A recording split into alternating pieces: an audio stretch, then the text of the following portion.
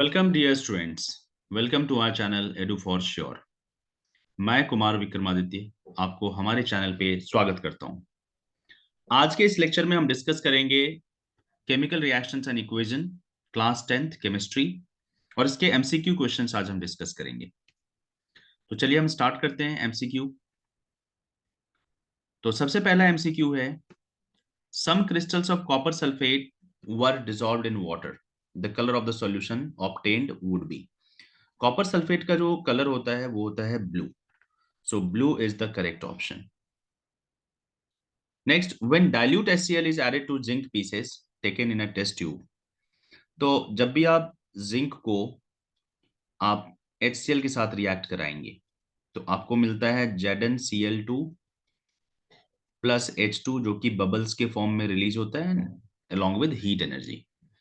तो यहाँ पर ऑप्शंस हैं, no change take place, the colour of the solution becomes yellow, a pungent smelling gas gets liberated, a small bubbles of H2 gas appear on the surface of zinc pieces.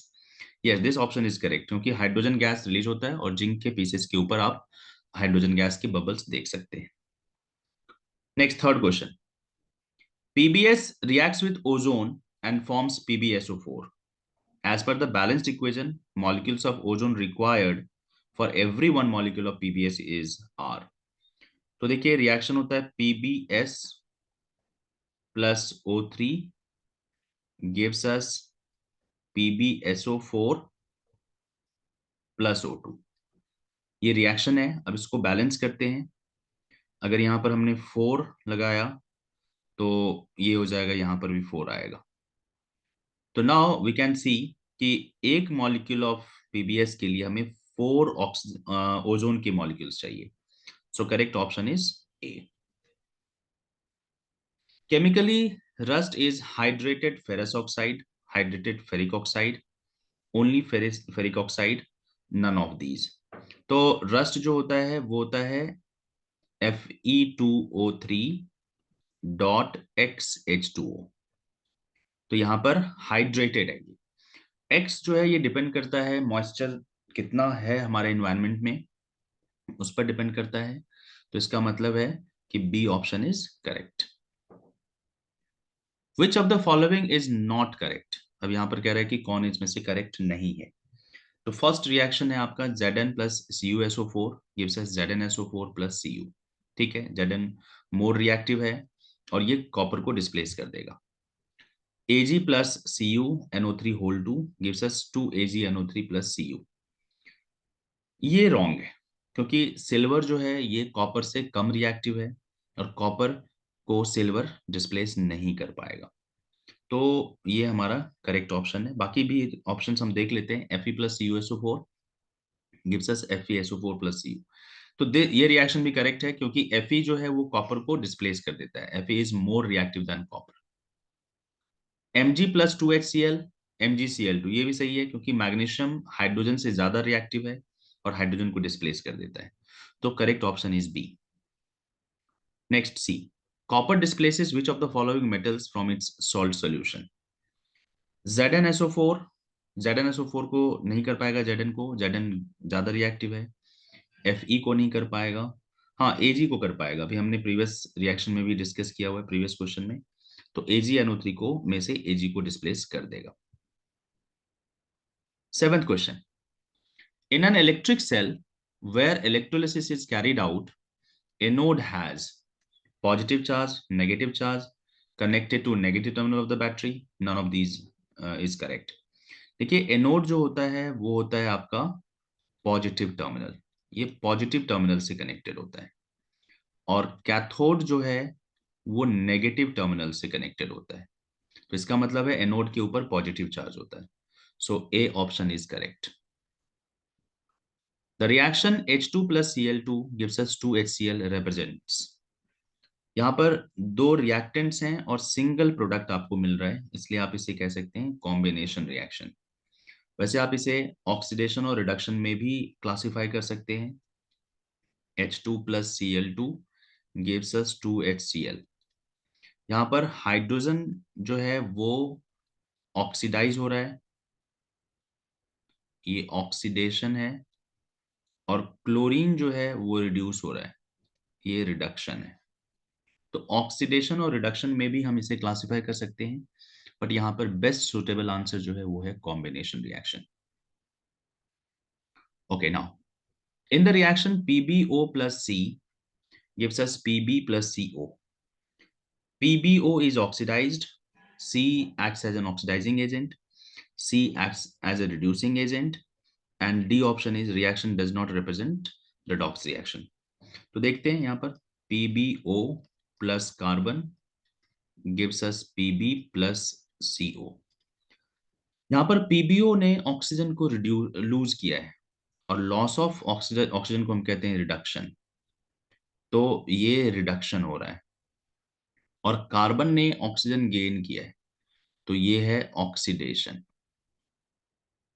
जिस substance का reduction होता है वो होता है oxidising agent.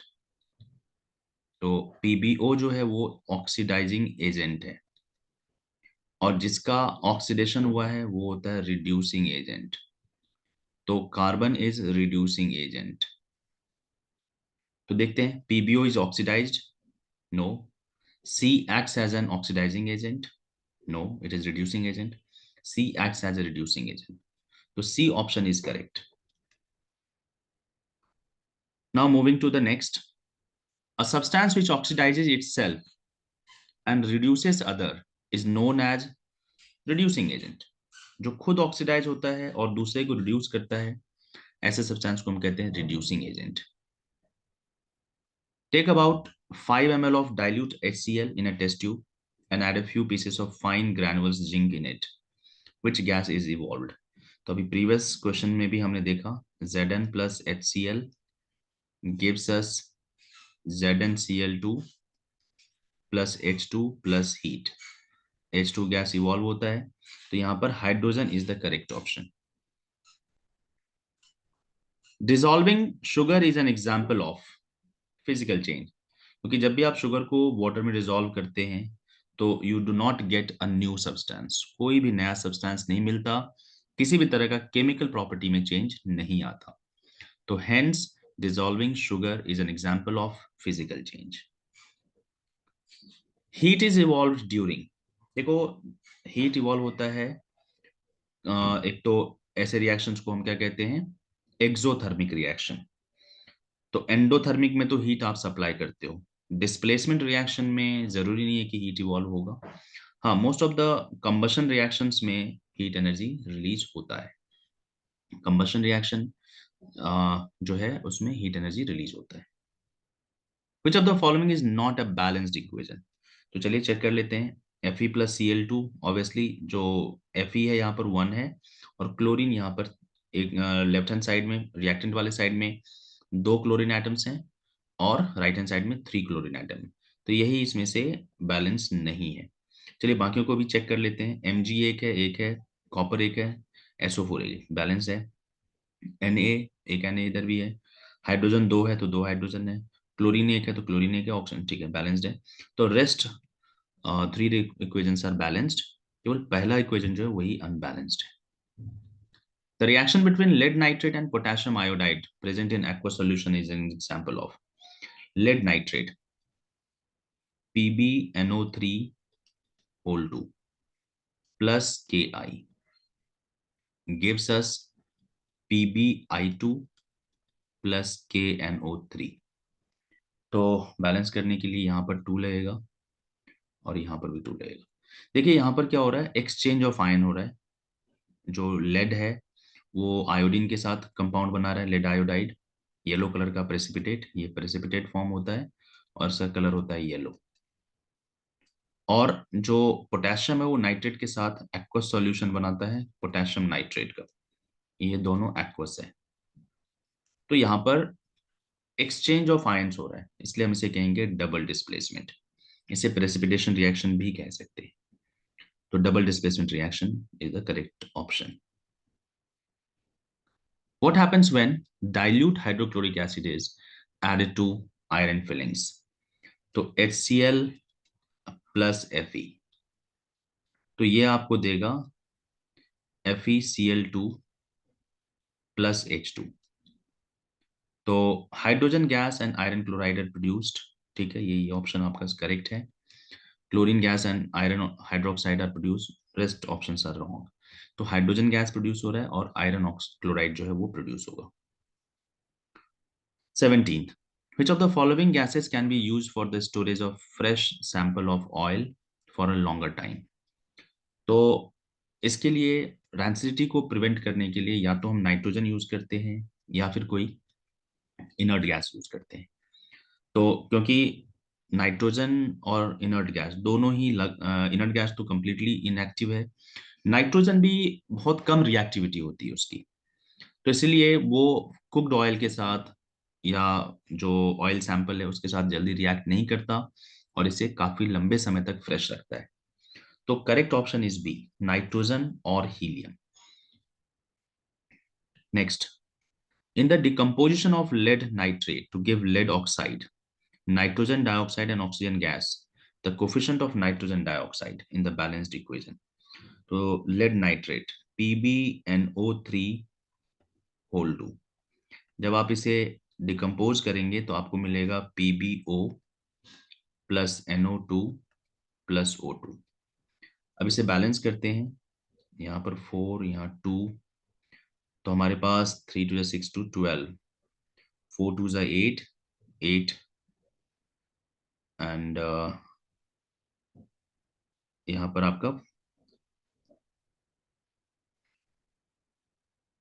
Okay, सो PbO 3 2 6 6 2 12, 4 2 8 8 plus 2 10। हाँ, तो हमसे पूछा गया है what is the coefficient of nitrogen dioxide, it is 4। Nitrogen dioxide का जो कोफिशिएंट है वो है 4, सो 4 is the correct option, D option.